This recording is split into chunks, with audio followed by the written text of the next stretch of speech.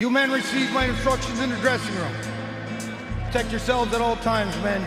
Pace. I need to get a sense of this the other day when we sat with him. Beautiful right hand by Fury. Beautiful setup shot right there. Big left hook by. Wow. What about Sugar Hill Stewart, Tyson Fury, and then still undefeated from the United Kingdom. But off, he's not counting. The Gypsy King is the heavyweight champion. Non, je ne suis pas du tout un boxeur. Tyson Fury, avec son corps rempli de gras, met à terre tous les fans de Rocky et d'Apollo Creed qui avaient dans leur esprit le boxeur vif et musclé. Vous savez, saillant, là, et tout en muscles. En fait, il nous ramène directement à la réalité de l'Antiquité avec les mythes des gladiateurs et des Spartiates. Nombreux sont les films où ils sont représentés avec des corps équivalents aux dieux grecs. Par exemple, le film 300, vous l'avez sûrement en tête, avec tous ces mecs bodybuildés, ou la série Spartacus. Et même avant, au travers de l'histoire, on a toujours imaginé ces guerriers avec ce corps qui inspire tous les hommes. Ce genre de corps demande surtout d'être proche des 10% de masse grasse, d'être très sec et de développer ses muscles au maximum. Il n'y a aucun autre moyen d'avoir ce look exceptionnel qui allie le style, la puissance énergétique, la vitalité, et ça inspire la forme physique tout simplement. Bienvenue sur Défi Maverick, vous avez été nombreux à me rejoindre et vous avez raison, car être en forme après 40 ans, c'est le seul défi vraiment important de notre génération. C'est le plus grand, il n'y a pas plus grand pour moi. Si vous n'êtes toujours pas abonné, allez-y. Chaque semaine, je publie une nouvelle vidéo pour vous pousser à faire ce qu'il y a à faire. Faire ce qu'il y a à faire. C'est ce que l'on fait en général pour éduquer nos enfants, pour que ce soit une bonne personne plus tard, ou pour gagner de l'argent, pour qu'il y ait à manger sur la table, ou entretenir une relation, par exemple. C'est pas toujours plaisant, mais on fait ce qu'il y a à faire et souvent on s'oublie soi-même car il n'y a plus de place ou plus de temps. Eh bien, je suis là toutes les semaines pour vous rappeler que vous êtes la personne la plus importante de votre vie car sans vous, il n'y a plus rien qui fonctionne. Sans vous, tout ce que vous avez construit à côté ne sert à rien du tout. D'accord ? Bon, aujourd'hui, nous allons plonger dans le monde fascinant des combattants de l'Antiquité et découvrir comment un champion de boxe moderne, Tyson Fury, confirme ce que les gladiateurs et les Spartiates savaient déjà à l'époque. Nous verrons pourquoi la graisse corporelle était bénéfique aux combattants de l'Antiquité et pourquoi Tyson Fury est aligné avec ce principe. À l'inverse, nous verrons comment développer le rapport poids-puissance pour être en forme à n'importe quel âge et profiter d'un corps sain et fonctionnel. Allez, c'est parti, on a du pain sur la planche. Commençons avec les recherches sur les squelettes des gladiateurs sur le site d'Éphèse en Turquie, une ancienne cité d'antique gréco-romaine menée par Karl Groschmidt, un paléopathologiste de l'université de médecine de Vienne. Il explique la nécessité pour les gladiateurs de disposer d'une grosse couche de graisse, une bonne bedaine. Et je vais citer ces mots, les gladiateurs avaient besoin de graisse sous-cutanée. Un coussin de graisse vous protège des coupures et protège les nerfs et les vaisseaux sanguins lors d'un combat.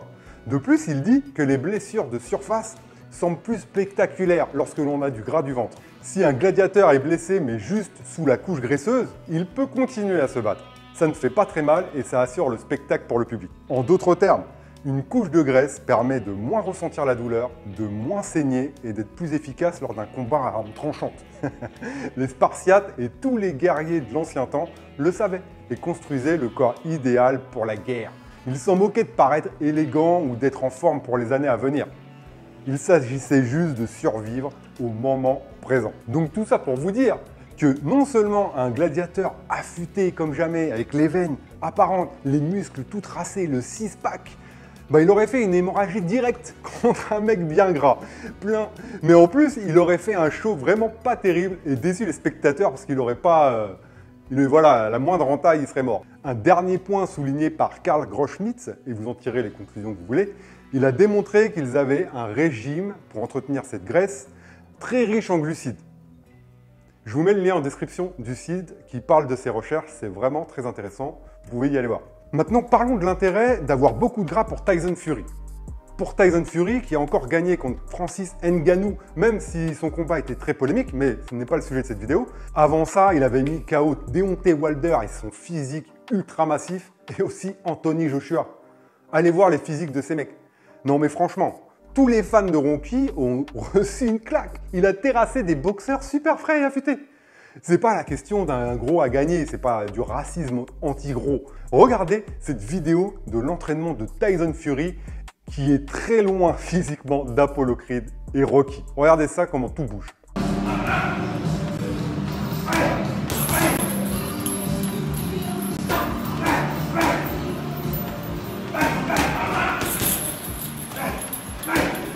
Good bump and punch.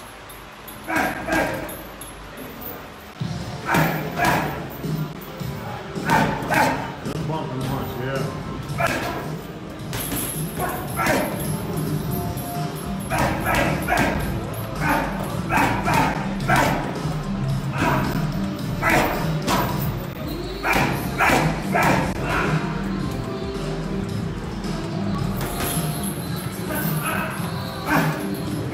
On peut estimer qu'il est au moins entre 35 et 40% de masse grasse. Attention, ça n'enlève rien à la performance de Tyson Fury, qui est un grand professionnel. J'aime beaucoup ce boxeur. Il a la hein, et tu peux avoir des gros muscles. Si tu es dans un bar à bière avec des rugbyman irlandais qui t'en foutent une, crois-moi, muscle ou pas, t'es KO. Juste, je pense que son physique actuel est clairement délibéré, afin d'envoyer des coups d'une puissance monstrueuse et également pour mieux les encaisser. Il est fort à parier que si Tyson Fury voulait le même physique qu'Anthony Joshua ou Deontay Wilder, vu son entraînement, ça ne serait pas un problème du tout. D'ailleurs, il aurait un physique très massif et impressionnant, mais il a clairement fait le choix de la masse grasse. Ce qu'il faut comprendre, c'est qu'il y a une certaine corrélation entre la graisse que l'on dispose et la force que l'on est capable de déployer. Dans tous les sports qui demandent de la pure force, on s'aperçoit que les physiques contiennent une bonne dose de graisse. Les lanceurs de poids, par exemple, ou le concours de l'homme le plus fort du monde. Il est presque impossible de déceler leur masse musculaire derrière toute cette masse grasse, mais il n'empêche qu'elle est bien présente. La graisse joue un grand rôle dans la force qu'on est capable de déployer. L'exemple que je pourrais vous donner qui me parle le plus, c'est Eddie Hall. Je ne sais pas si vous connaissez. Il a remporté le concours de l'homme le plus fort du monde avec un taux de masse grasse vraiment très élevé. Regardez cette photo. Et par la suite, il a participé à une télé-réalité et là, il est descendu à des niveaux bien bas. Avec ce physique-là, jamais il aurait pu remporter le concours de l'homme le plus fort du monde. C'était impossible. Maintenant, pour nous, les Mavericks, qui recherchons un corps athlétique, fonctionnel et de la longévité pour être capable le plus longtemps possible, c'est beaucoup trop de muscles. Mais cela démontre une chose, c'est que peu importe votre masse musculaire actuelle, il est tout simplement impossible de paraître musclé ou en forme au-delà d'un certain taux de masse grasse. C'est complètement impossible. Et plus encore, trop de gras est néfaste pour le corps. Vous multipliez le risque de maladies cardiaques, d'hypertension, de maladies chroniques, fragilisez vos articulations. Tout ce gras qu'il faut porter tout le temps, ça fragilise le squelette et les articulations. Sans parler qu'un excès de graisse provoquera forcément une baisse de testostérone et donc de libido. Si comme moi vous êtes aux abords de la quarantaine, il est bien de maintenir son poids de forme, qui est aux alentours de 10 à 20% sur les hommes, 15 à 25 pour les femmes. Vous pourrez me dire que cette fourchette est grande, 10, 20, 15, 25. Mais nous sommes tous différents et le savoir s'obtient par l'expérience, les amis. Pour ma part, je suis descendu jusqu'à 8% de masse grasse et ça donnait ça. Et vous voyez, je ne me sentais pas du tout à l'aise à ces niveaux de masse grasse. Mes niveaux hormonaux étaient bas, je me sentais d'humeur irritable, donc je suis vite remonté au niveau que j'affectionne le plus, entre 13 et 15%. Ce genre de signaux comme l'humeur, votre libido, votre morale, votre clarté mentale, c'est le genre de signaux que vous envoie votre corps pour vous dire que c'est pas bien actuellement, que vous devez faire des changements. En tout cas, pour vous, vous devez expérimenter les choses et trouver la masse grasse qui vous convient. Pour finir cette vidéo, voyons comment développer le rapport poids-puissance pour être en forme à n'importe quel âge et profiter d'un corps sain et fonctionnel. Alors, selon vous, qu'est-ce qui est le plus impressionnant? De voir un gars pousser 100 kg mais qui pèse 150 kg ou un gars qui pousse toujours 100 kg mais qui pèse 80 kg? À votre avis? Le gars de 80 kg est bien plus impressionnant, ça c'est certain, et en meilleure forme et en meilleure santé. C'est parce qu'il est beaucoup plus léger et qu'il a la même force que le plus gros. Donc l'homme qui pèse moins lourd doit avoir un pourcentage plus élevé de masse musculaire, mais aussi une plus faible masse grasse.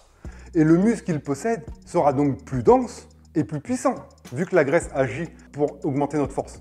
Lorsque votre rapport force-poids augmente, vous avez un bon indicateur que vous avez gagné du muscle, perdu de la graisse ou les deux.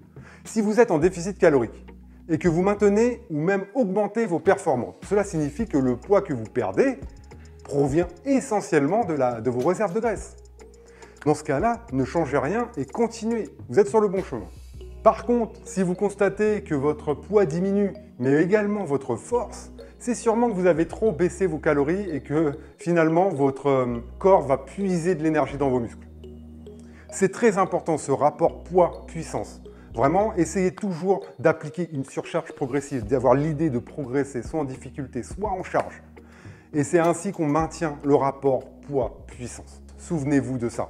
Gardez votre masse grasse au niveau où vous vous sentez le mieux possible et développez toujours vos muscles en ayant cette idée de progresser.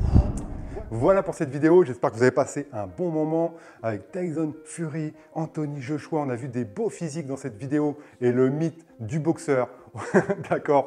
Au final, vous pouvez certainement avoir un peu de gras et vous sentir bien. D'accord? Une transformation physique, c'est selon comment on ressent les choses, comment on se sent.